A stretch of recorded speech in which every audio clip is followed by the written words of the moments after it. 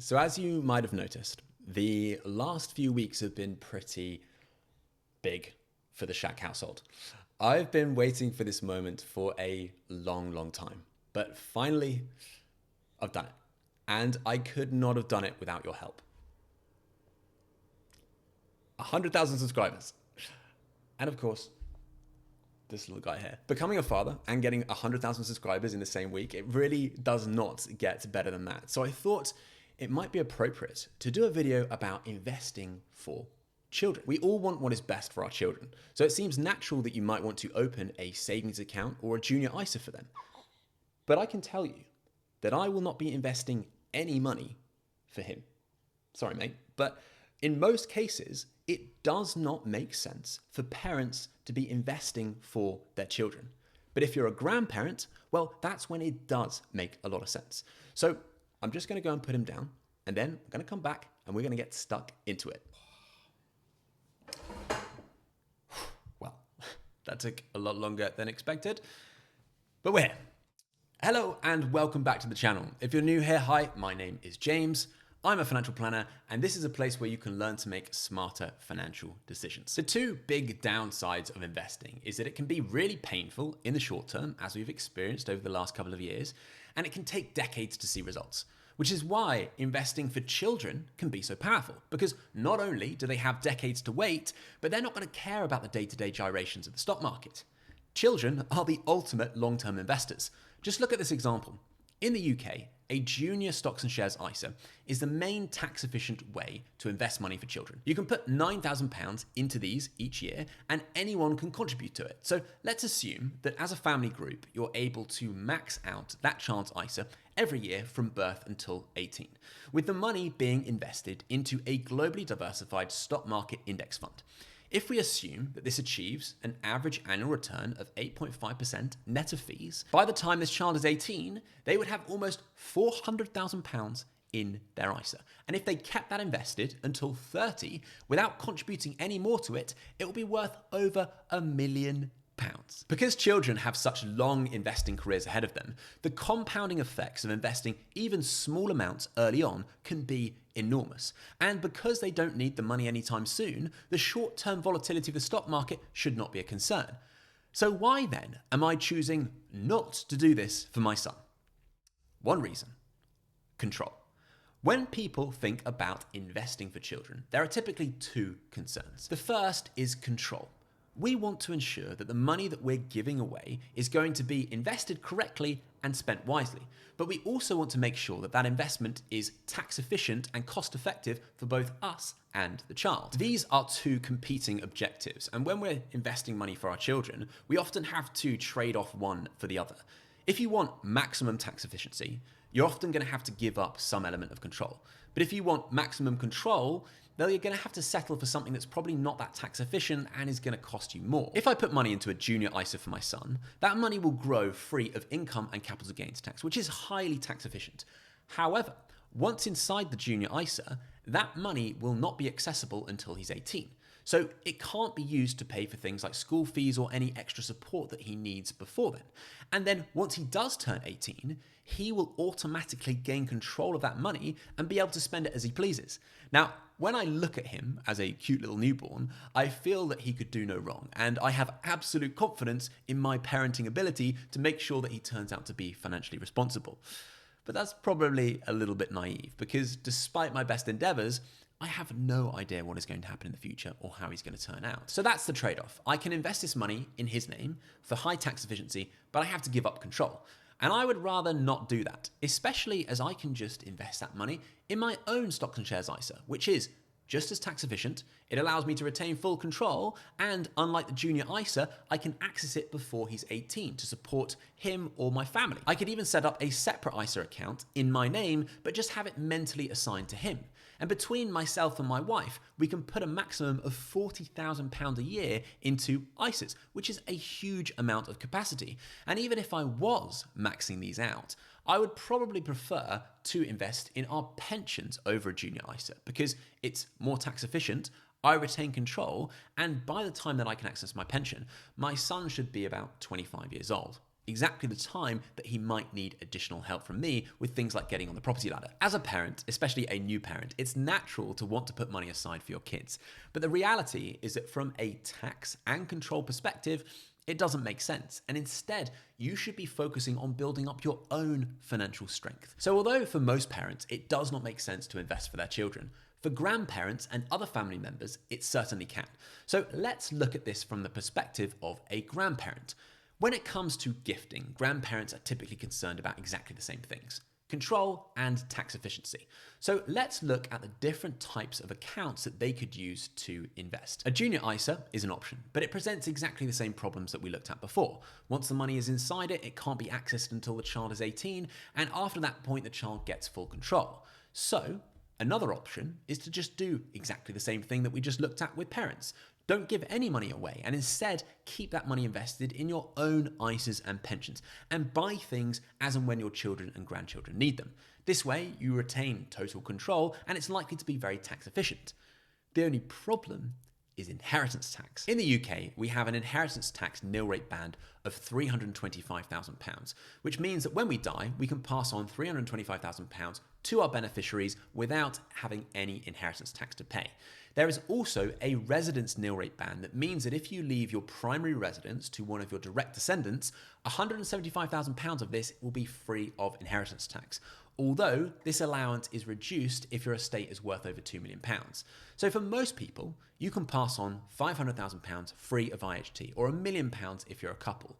But anything above this level will likely attract inheritance tax at 40%. So let's look at an example. Fred and Alice are in their early 70s and have £1.9 million worth of assets. Their home is worth 900 grand. They have a buy-to-let worth 300 grand. They have £200,000 of cash and other investments and £500,000 in pensions. Their pensions fall outside of their estate, which means that they have a taxable estate of 1.4 million, which means that if they were to both die today, there would be a tax bill of £160,000. Fred and Alice would like to avoid this, so how can they go about it? Well, ultimately, inheritance tax is an optional tax. Nobody has to pay it, so long as you're prepared to give your assets away well before you die.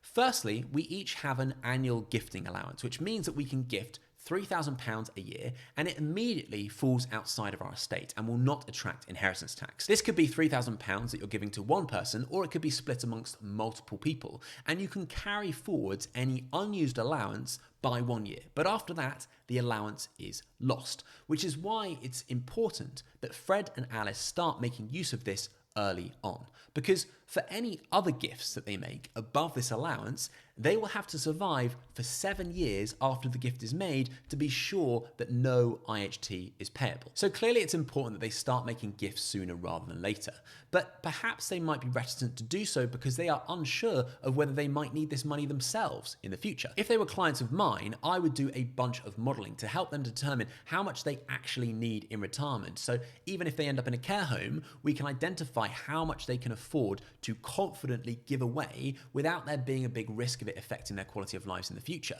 But even then, they're still going to be concerned about control and tax efficiency. So what are the tools that they can use to invest for future generations? Junior ISAs are the most popular option for children under 18. We're already aware of the drawbacks, but they are very simple, low cost, and tax efficient. However, there are two things that put people off. The first is that you can only have one of these per child. So if you have multiple family members that are all contributing to the same ISA, you lose track of the contributions that you have personally made. I know that if I invested a significant sum of money on behalf of a godchild or a niece, I would like to be able to track how it's performing so that when they turn 18, I can say, look, this is from me specifically. The second reason is that the money cannot be used to support the child before they turn 18. So if they needed extra support with tuition or perhaps money for braces, unfortunately, you can't use the money in an ISA. However, there is another tool that I often use with clients that solves both of these problems. It's called a bare trust, or a junior investment account, as some investment platforms call it. The benefits of these are that anyone can open one of these accounts on behalf of a child. There is no limit to how many a child can have, and there's also no limit to how much money you can put into them each year. There are often no additional costs for setting these up, and you can invest in exactly the same stuff as with a normal investing account.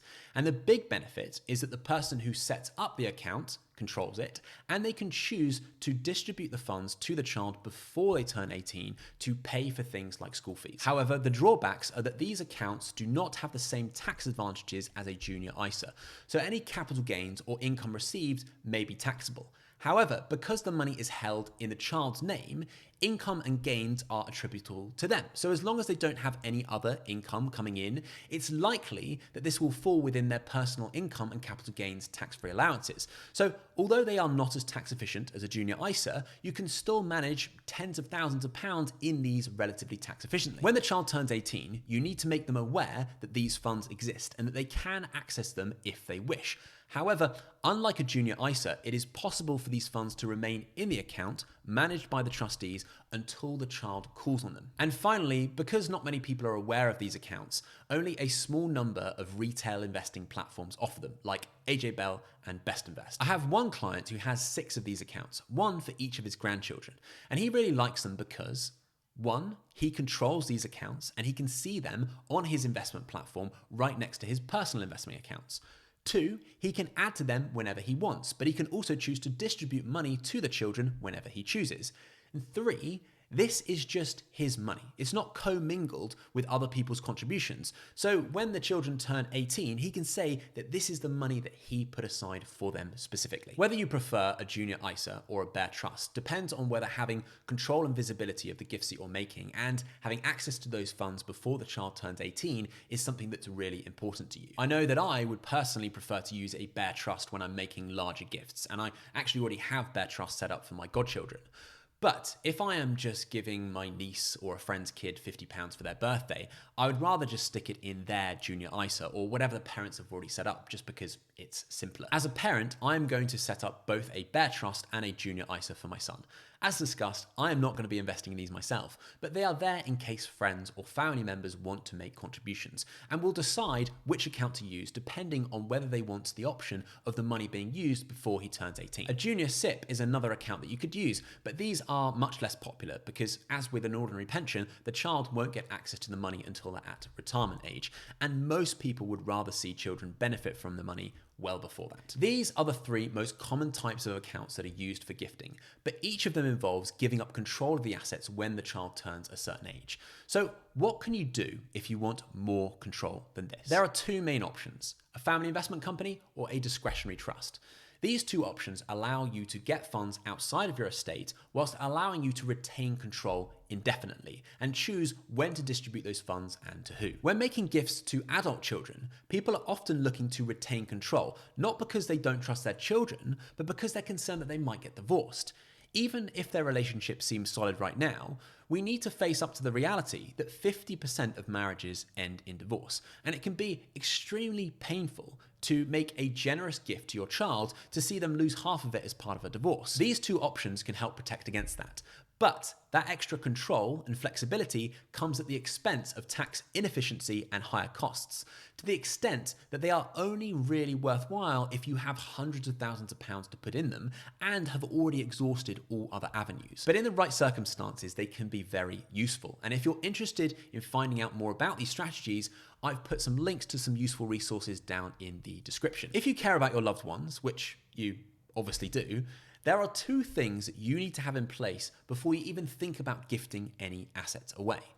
In this video here, I show you an example of one of my clients' fathers who did not have these things in place and consequently ended up with a £400,000 inheritance tax bill. So if you want to make sure that that doesn't happen to you, you know what to do.